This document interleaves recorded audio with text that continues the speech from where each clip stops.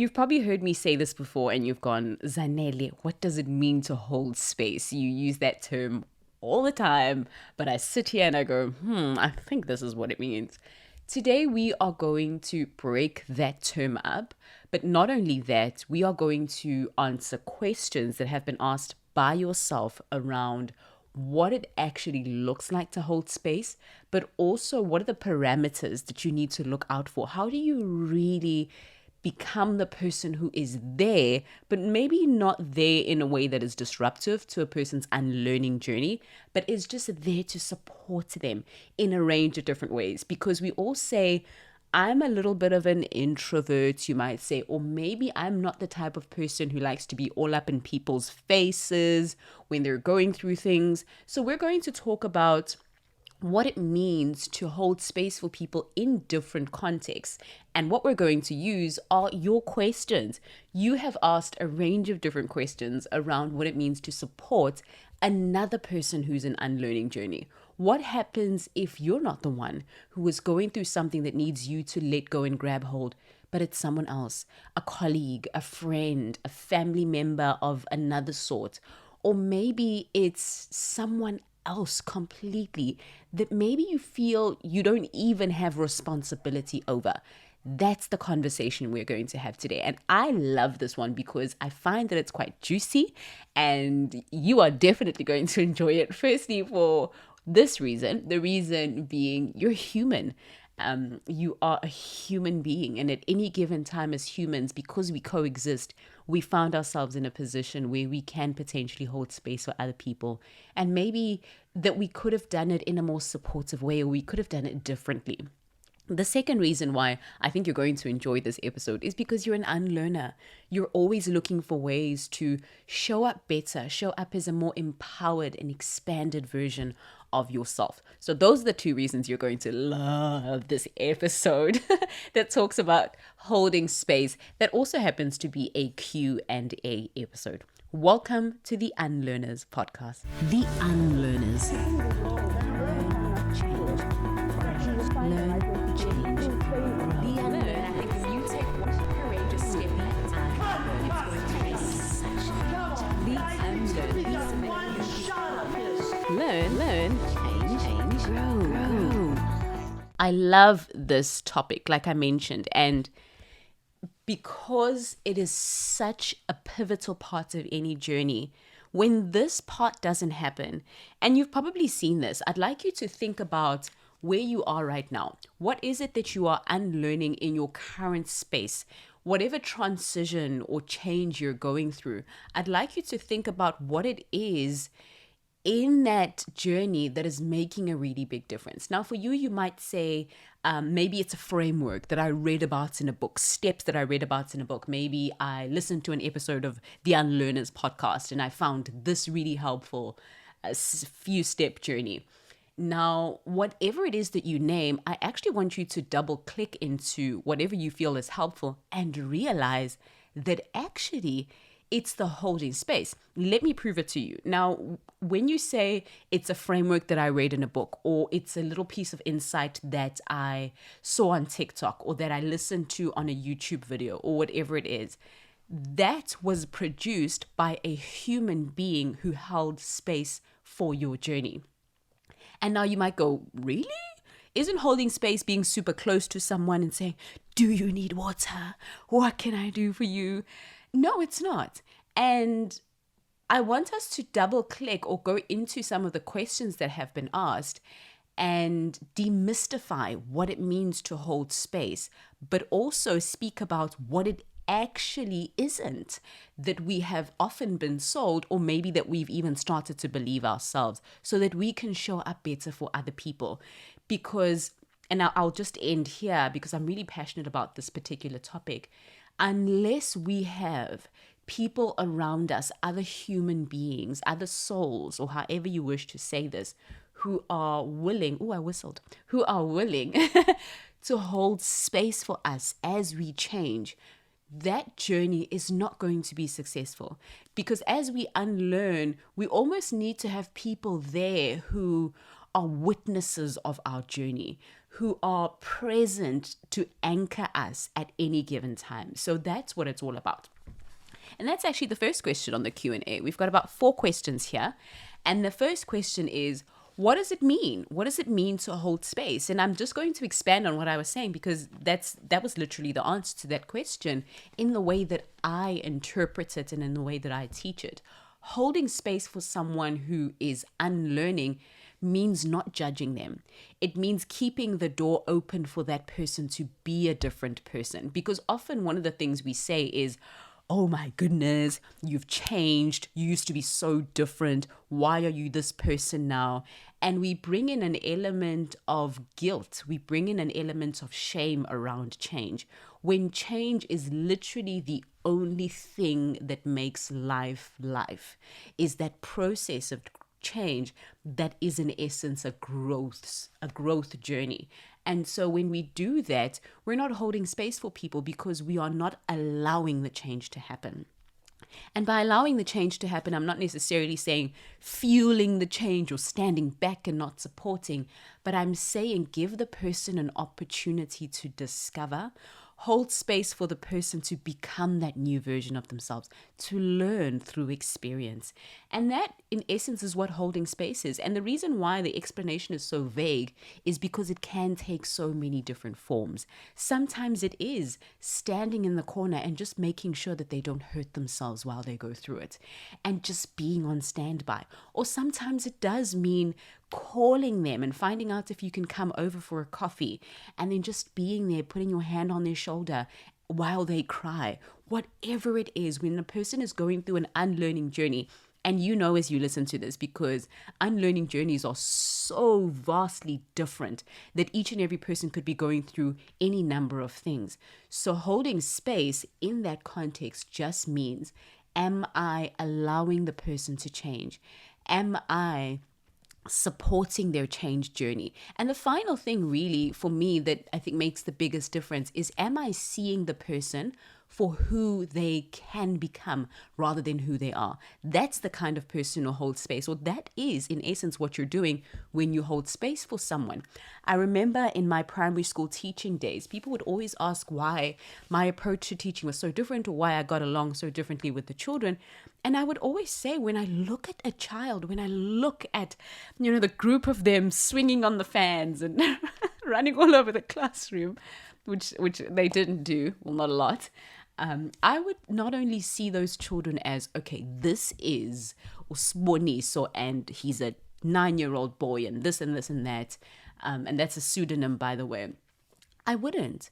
I would see that, yes, in the back of my mind, I'd be aware of that, but I would see this particular child as limitless. So even when I approached them, when I supported them, when I taught them, when I hugged them, whatever it was that I did with that particular child would be with the view that they are unlimited in their potential, that there is so much there that I need to nurture. And if you think about holding space in that way, I think that works really well, because that's what it is. You are nurturing a possibility in a person, and you're not closing off any doors. You're keeping those doors open for them to run through those doors when they're ready. Now, I can be very poetic when I speak, because I think in my head, there's a lot of poetry going on there. But anyway, that's the first question. What does it mean to hold space? And that's how I would define it. Being the person who keeps the door open for another person when they're ready to run through it. Being the person who sees them as who they could be, not just as who they are. And being there to support and nurture that potential. That for me is what holding space is. And it takes a range of different forms. So let's move along then to question number 2. Question number 2 is, do you have to have a closeness to hold space for a person? I really like this question because it helps us to almost define what kinds of relationships, and let me see what the third one is. Okay, yeah. What kinds of relationships may work when we speak about holding space, and maybe which ones may not. So the question once again is, do you have to have a closeness to hold space for a person? So I'm guessing you mean, do we have to be super close? Do we have to be family? Do I have to be a relative? Blah, blah, blah. And no, you don't. So when we defined holding space in the beginning, it probably did make it feel like it was something that's restricted to just close relationships. So a friend, a family member, a colleague that you know from work, people that you do care about and that you can extend that grace to. So that's one. And that's definitely one bucket. It does definitely become easier to hold space for a person in that context. But the second one is someone who you actually don't know, but also someone that you may not actually like. Now, if you listened to our episode on love of the other or loving the other, you'll understand that sometimes it becomes really difficult to hold space for a person when you don't actually like them. Maybe they rub you up the wrong way. You could say all sorts of different things. And I think that the more honest we can become, that we do walk around with these prejudices around other people, the more honest and aware we can be, and then we can change those things and open up. So we can hold space for people, even if we feel at that moment in time we don't quite favor them, or they are not our favorite person, or whatever it is you feel is the wording you want to use around that. We can. And here's how something like that would work. Let's go back to the explanation of it being seeing the person as who they could potentially be and then keeping those doors open. I'm going to use a very personal example that I've shared on a previous episode around an incident that my sister and I had, where someone was quite harsh towards us in this particular instance, and as I mentioned, it was bloody, it was really, really horrible, and we were shaken. It was an extremely traumatic experience that I still on a day-to-day have to just keep in check, having worked through it and still working through it. So one of the things that I have been finding extremely helpful is holding space for the person that we can call the perpetrator in that instance, in that situation, the person who caused harm in that particular instance. Now, what does that look like? That means me looking at that person to say, I understand that what they did was a choice. They made a choice in that situation to do what they did to us or in that situation. But with what they did to us, I can choose to see that that person, yes, may have come from a range of different instances, and I'm not excusing this person from doing what they did, but I am making a choice equally, just like they made a choice. I am making a choice to see that person as someone who could have done better, to see that person as someone who can be so much more, that can be someone who acts in a way that is respectful, that is kind, that is empowering towards other people. And because of that, I could, yes, maybe do what I do to let the law take its course or whatever, but I could also say that I take responsibility to some level. No, it's not my responsibility to necessarily go out there, put my hand on the person's shoulder and say, you're gonna be okay, because that may not be the best thing for me. But holding space in that instance is just saying, I see you for who you could be. And I don't know your story. I don't know where you came from. I don't know what drove the decision that you made. Yes, it really, really hurts us. And sometimes we still are extremely triggered by what happened. But I'm going to see you as someone who has so much potential.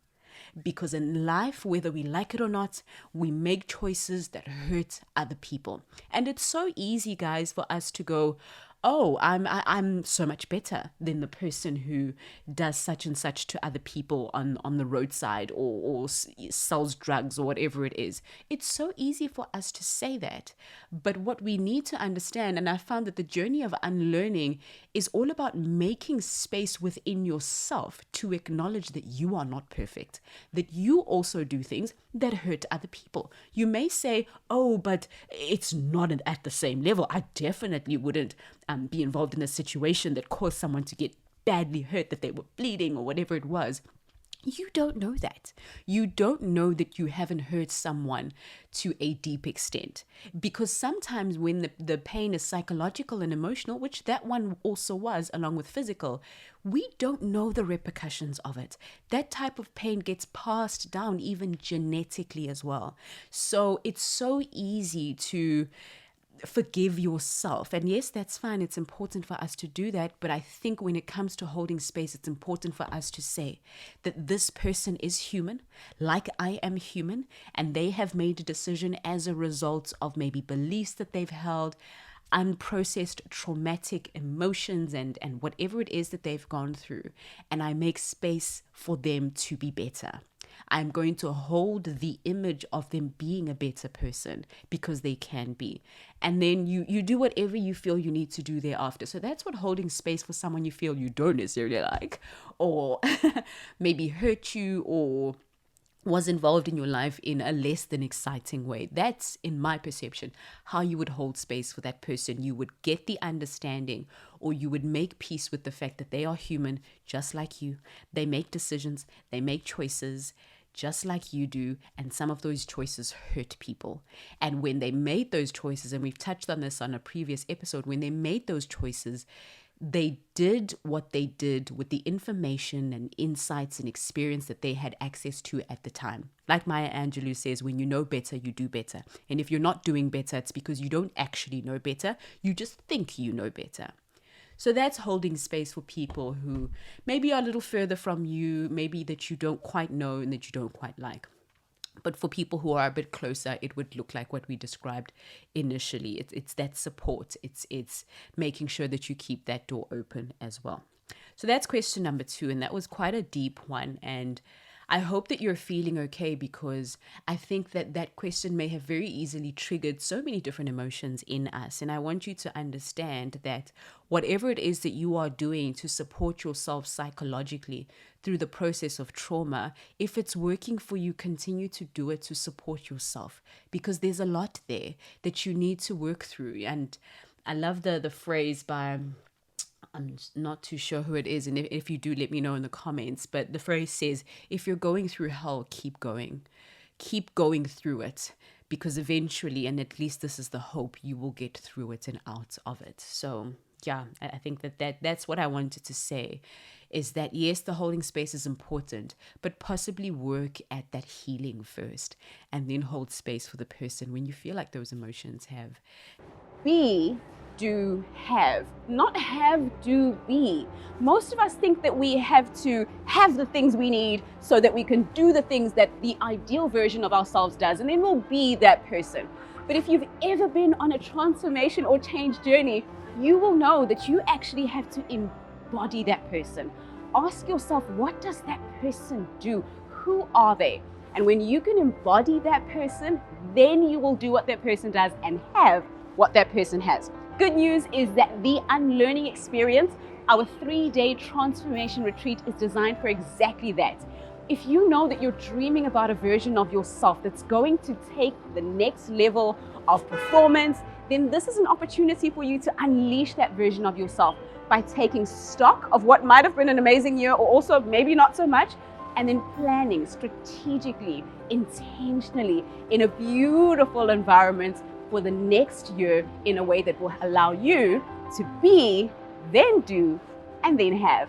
I'll see you at the Unlearning Experience. But possibly work at that healing first, and then hold space for the person when you feel like those emotions have cleared up, or at least been processed. So that's question number 2.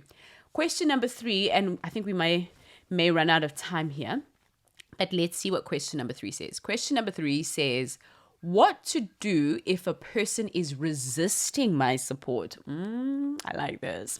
This is a really, really good one. If a person is resisting your support, and I hear this one under so many different contexts, not just with parents who are trying to hold space for changing children, whether the children are progressing in terms of their grades at school, or the child is going into the adolescent phase. There's a lot of different resistances that we get when we try to hold space for people. This is the first thing I'll say with that question. Usually when someone resists your support, it's either you are not giving the support that they want or the support that they need at that time. Or, so that's one, or they are not ready to receive it. They may need it, but they're not ready to receive that support at the time. I'll give you a really silly example, but I think it'll help you to understand.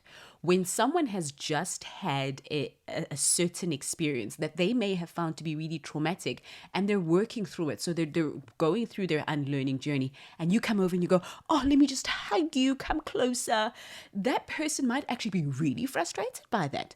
Not because they don't need to be held, not because they don't need to be loved or they don't need to be in the presence of another person, but because they're not ready at the time. So the first thing to do there is to understand that the method, that the tool, that the form of holding space that you've just executed at the time is not what's needed right now. And accept that. Not just accept that, but forgive yourself, because often we will go, oh, but I tried and I'm such a failure, but I tried to hold space for this person. And that's fine. You tried to hold space in a particular way and it didn't work. That's okay. It doesn't make you a bad person. It still means you've got good intentions to support a person who is unlearning at a given time. So accept that and hold space for yourself to be changing. Hold space for yourself to be working through a few different methods, because that's what you might need. So when you've done that, the second thing then is to explore. Explore what the person might be needing at this given time, because maybe the person just needs you to be there. They just need you to be present and know that you are present, so that when they feel they want more from you, they can let you know. And one of the ways that we can do this is to have conversations. If the situation allows for you to have a conversation, and this could depend, it's definitely a lot easier when it's someone that you know, like a colleague or a friend or a family member. Have a conversation with them and find out what you can do. You can start by acknowledging, and I love the sandwich technique that just starts off by acknowledging where they are and how proud you are of them. I know you're going through this journey, and I'm so proud of you because of how much you've achieved already and who you're becoming and how brave you are. Say whatever you feel you need to say to acknowledge their bravery, because it takes a lot of courage to unlearn. If you go right back to, I think it might have been one of our top 5 episodes, we talked about courage. So it takes a lot of courage. Acknowledge their courage and then offer yourself up as a space holder. So how you might do that once you've acknowledged their courage is asking them, I would love to be there for you, but I want to do it in a way that feels right for you. I want to do it in a way that you feel you deserve or need right now. And then open up the door for them to suggest something to you. So you offer that and you say, I want to be there for you. I want to hold space for you right now. How do I best do that? What does that look like for you? What does that feel like for you? Because you want to also have them tap into their heart and their gut brain as well, over and above their heads, because the head might be doing a lot of work during that time. So you want to have them tap into their heart and their guts as well. So what does that feel like for you? What do you know that is in your core? And then they might answer with something. They might tell you exactly what it is that they want. Maybe I just need you to help me with getting my meals, helping me prepare my meals. Maybe right now what I really need from you is just be there. Maybe check in on me every Friday or whatever it is, or whatever that looks like for them. You agree with them if it's something that you can provide. If not, you talk about what the alternative is. Maybe you could rope someone else in to assist you, or maybe you could do something slightly different, but that still speaks to the core of what they need. Because if what they need is just having someone there and you feel like, oh, I may not quite be there, you can say that I'm available on these days. Please make sure that you connect with me. Here's my number, and just give them that security that they need. So that's what you could do. And thinking about that journey is so important, because you're able to say, okay, yes, I won't be able to fully be there, or yes, I will. Let's agree on something. And then you part ways. And then you part ways and you actually start doing exactly that. But over and above time, allow the process of holding space to be iterative. And what do I mean by that? Allow it to consistently change, because what they needed this week may be so different from what they need the week after that. You know, you've changed before. You've gone through a journey of unlearning before, and you may still be going through one now. So that consistent checking in and monitoring. Sometimes it's not about asking. Sometimes you just monitor from afar and you acknowledge where the person is and you go, okay, from what I see right now, it looks like they may need this. You lean in a little bit. You ask the question if you can. And then you iterate, so change the process as you go. And that's a very helpful technique that you can try as you think about it, so that even if the person does resist, you're able to shift and change the way that you support them. So you are holding space, because at the end of the day, when you're holding space, and I'm going to say this again, I know I've said it a few times, you're just holding open that door of possibility. And sometimes it just means reminding them of the things that motivate them, the things that inspire them, who they are working to become as this learning journey unfolds. So that's that question, what to do if a person who's resisting my support. We'll take the last one. We're a bit thin on time, but we'll take the last one just to do justice to all of the questions that came through. The final question, and question number 4, is how to empathize, I think it is. Yes, how to empathize even when you feel the person might be acting ungenuinely. This is a very interesting question, and I'm trying to think exactly what you might mean. But I think what you might mean is we live in a world where there's so much, no, ingenuity is the wrong word, but ungenuineness. I guess that those two words are starting to seem very similar, but people are not quite being themselves. Or I'm going to use the word fake, but I'm going to use it very kindly, because we want attention. And this is a very good question, especially because it's so important for us to be able to not only tell the difference, but also to hold space for people regardless. Because here's what you may not have realized. A person who pretends to need other people to hold space for them, that is a person who actually needs people to hold space for them. Because that fabrication of a situation, or that fabrication of a change and unlearning journey, is a clear sign that that person needs some kind of help, needs some kind of support. Maybe they need some kind of intervention into their lives. They need people to see them. They need people to support them. They need communication, or whatever it is. And I think that that's very interesting for me, because when someone fakes needing other people to hold space, then at some level that person really, really does need other people to hold space for them. So being empathetic then, even when you feel like the person is not acting genuinely, is really important. And it can be hard, because it's as if that person is crying wolf and they don't actually need it. They're just doing it for the sake of doing it, to play a trick on the village people, as the story goes. Now, how do you become empathetic with that? I think the best way, and this is in my perception, to be empathetic around that is to go back to what I just said, is to go back to the fact that if this person has to fabricate that they are going through this journey, even though they aren't, then they actually need help. This person actually needs other people, or they need some kind of support that's going to help them understand why they needed to fabricate in the first place. But sometimes they actually just need what they say they need. So I'll give you an example. If a person says, oh, I'm going through this change journey, the family and I have just moved out of our old house, we've moved into this new community, it's really, really tough for me, and I'm having a hard time letting go of our old house and being present in the place where we are right now. Now, that might be the unlearning journey that the person is speaking about. And they might say, I really, really need support. I need someone to speak to. I need to know that I've got a community around me. Now, if that person doesn't actually mean that, and it's not coming from a genuine place, then clearly they need the support. Maybe it's the support at some level of that person's neurology that is actually missing. Maybe they feel like there's a gap there in a community, in being supported, in people who see them, in people who care about them, people who acknowledge them and hear them. So that is in essence what they need. They are just using the unlearning journey, or a fake or fabricated unlearning journey, as a way to solicit this emotion that they truly want to feel. And so I would say, firstly, starting there, seeing the person as someone who is reacting to a deep need somewhere inside themselves, to a gap. And I don't like the word gap here, but a need. Let's stick with the need or a desire within themselves.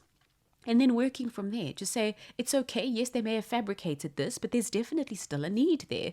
The fact that they fabricated means that they actually want to be held space for. And then you just run the process the way we've spoken about before. You may start with having a conversation if this is someone that you know, or you may say what they need to hear, or you may support them maybe in the way that they feel they don't need right now, but they do actually need. So acknowledging them, advising that they may do things, obviously advising within your parameters. If you are not in a position to give any kind of psychological advice, I don't recommend that you do, because it's not your space. It could absolutely blow up in your face. So giving the person an opportunity to be held space for is really helpful, because it helps that person to understand what it is that they actually want. And you may even advise them to go a step further if you need to, that they look into that. They look into that. They work with a professional who can support them through that journey.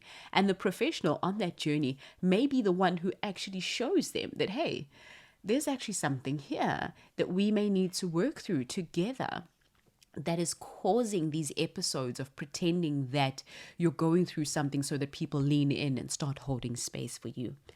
I'm going to end off with saying that we live in a very interesting world, especially nowadays, just with so much focus on social media and the highlight reels of certain people's lives, or our lives really, and how we show up in the world versus who we actually are, and how there's that big gap between those two key things is so profound in our world now that it's even affected our trust levels. We feel like we can't trust each other as much as we used to be able to. I mean, you just look at the stats around public service trust levels, how little we trust our governments now. It's the exact same thing that's coming through because our world is getting more and more elusive in nature. We're trusting each other a lot less as well. But I think at the end of the day, regardless of whether a person is being authentic in that, they do either way need other people to hold space for them. So just helping them to see that they can trust other people, they can trust society, they can trust unlearners like us who can just say, I get it. You may be pretending and that's fine, but I know that at some level you need this. You need someone who's just going to see you, who's going to hear you, who's going to hold space for you, and I'm going to be that person, because at some level that will support your journey of healing along with your unlearning journey as well. Okay, that's where we're going to leave it. We have gone quite long for this episode, but so worth it, because this is one of those episodes that I think we're going to be listening to for a very, very long time, because at any given time, the people around us go through these journeys where they're needing to let go of who they used to be and grab hold of a new version of themselves. And that comes with a lot of uncertainty. It comes with a lot of fear, but sometimes it also comes with a lot of excitement, a lot of hope as well. And when we can hold space for those people, whoever they are, we can help them to see the possibility in who they can become.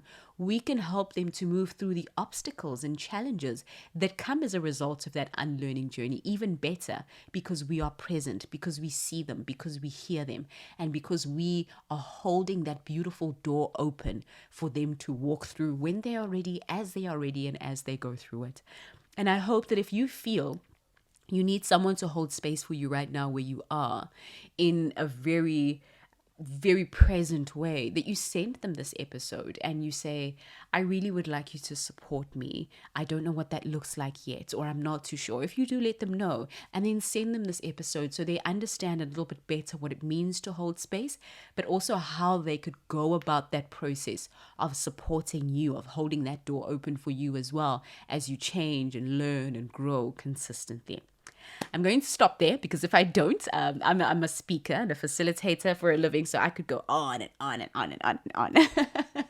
Thank you so much for listening to this episode of the Unlearners podcast. It has been an absolute pleasure to hold space for you on your journey, whatever it is. And I get constant texts and emails around what our unlearners are going through, what your journey is all about. And I love reading those. So please go ahead, send me a message wherever you and I are connected, and let me know, let us know what your journey is. What are you unlearning? What are you going through right now? And how can we as an organization, as a team, continue to hold space for you as you go through it? And this podcast is one of the ways that we do that. One of the ways that we keep that door open for you so that you can continue to reach for who you know you are becoming, for that next empowered version of yourself that shows up better and shows up more authentically and more anchored in this world. Finally, I will encourage you to subscribe to the podcast if you haven't done so already. Rate and review us so we know how we're doing and whether you enjoyed this episode. Let me know in the comments what you are unlearning right now. What is your journey right now? And how are you holding space for yourself and for other people as well? I love you, my precious unlearner. Look after yourself, and I will see you on the next episode of the Unlearners podcast. It's been myself, Zanele Njapa, the Unlearning Lady, saying bye for now. The Unlearners. Change. Learn, change. The Unlearn. I think if you take one courageous step at a time, it's going to be such a The Unlearn. Learn, change, grow.